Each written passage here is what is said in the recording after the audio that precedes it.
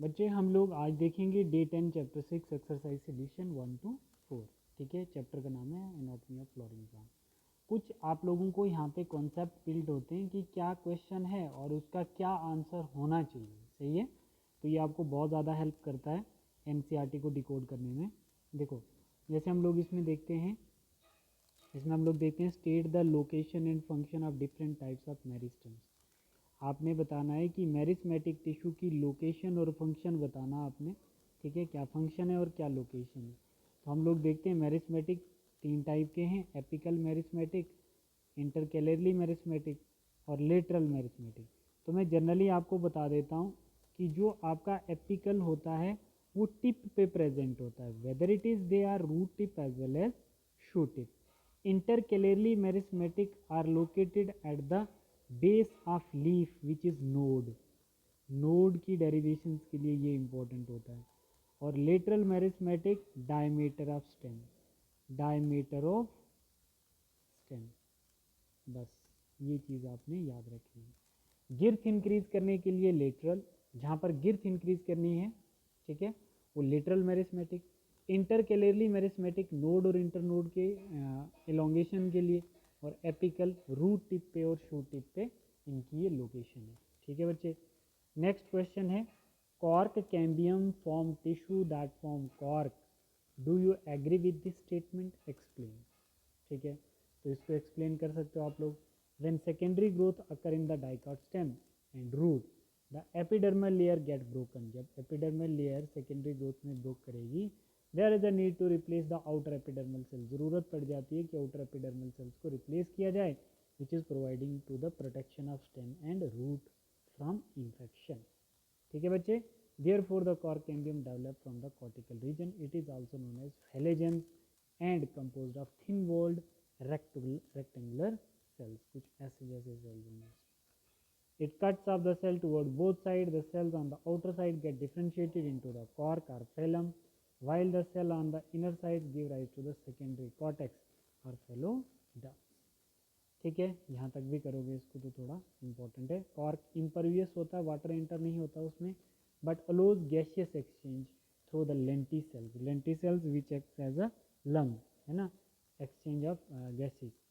फेलोजेम्स, phellem and phelloderms together constitute a periderm, इसको हम periderm clear बोलते हैं। 2 क्वेश्चन हैं आपके जो कॉन्सेप्ट बेस्ड हैं।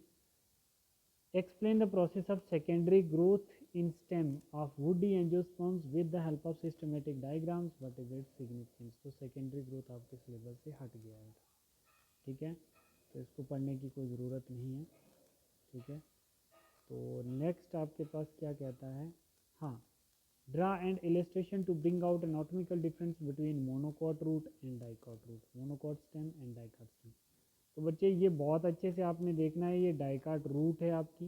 डाइकाट रूट में मेटाजाइलम, प्रोटोजाइलम, फ्लोएम होता है, root hair, epidermis, cortex, endodermis and pericycle. तो इसका स्ट्रक्चर आपको आइडेंटिफाई करना आना बहुत ज़रूरी है। तो हम लोग क्या देख रहे थे, डाइकाट रूट देख रहे थे। तो अगर मोनोकॉट रूट देखनी है तो मोनोकॉट रूट का स्ट्रक्चर कुछ ऐसा होता है, जिसमें आप लोगों को क्या दिखेंगे, ये वाले ये रेज दिखेंगी, जिसको हम प्रोटोजाइलम कहते हैं। ठीक है बच्चे, सबसे अंदर क्या होगा, पित्त, उसके बाहर फ्लोएम, फिर आपका आएगा metaxylem, protoxylem, pericycle, that is endodermis, ये रीजन एंडोडर्मिस वाला है। और उसके बाहर क्या है, टॉप पे कॉर्टेक्स, सबसे बाहर एपिडर्मिस, और सबसे बाहर रूट हेयर, जहाँ से वाटर की एब्जॉर्प्शन होती है। These are monocot roots.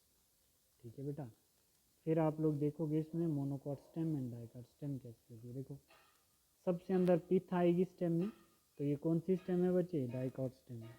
सबसे अंदर पिथ, फिर प्रोटोजाइलम के कुछ स्ट्रक्चर ऐसे होंगे, प्रोटोजाइलम के स्ट्रक्चर हैं, ठीक है। फिर उसके बाद मेटाजाइलम का स्ट्रक्चर।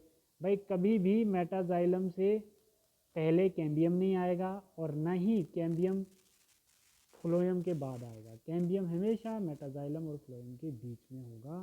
किसके केस में, डाइकॉट स्टेम के केस।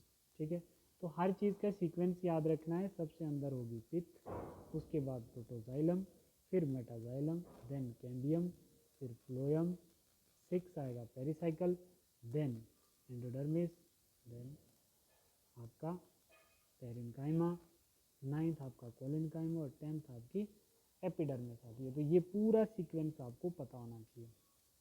ये मोनोकॉट स्टेम है। मोनोकॉट स्टेम में सबसे अंदर क्या दिख रहा है आपको, that is phloem, xylem, ground tissue है ये, ठीक है, वेस्कुलर बंडल, ठीक है, हाइपोडर्मिस एंड एपिडर्मिस, ठीक है बच्चे। तो ये कुछ क्वेश्चन है, ये 5th क्वेश्चन है आपका, जिसमें आप लोगों ने बताना है transfer section of young stem of plant from your school garden and observe under microscope how would you ascertain whether it is monocot stem or dicot stem, give the reason। तो इसको थोड़ा सा डिटेल डिस्कस करें आप लोग, ठीक है बच्चे। ये डाइकॉट स्टेम आ जाती है आपकी ट्रांसवर्स और लॉन्गिट्यूडनल सेक्शन, और ये मोनोकॉट स्टेम।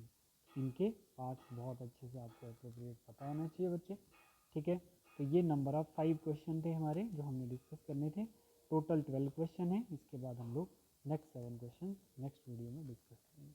Thank you.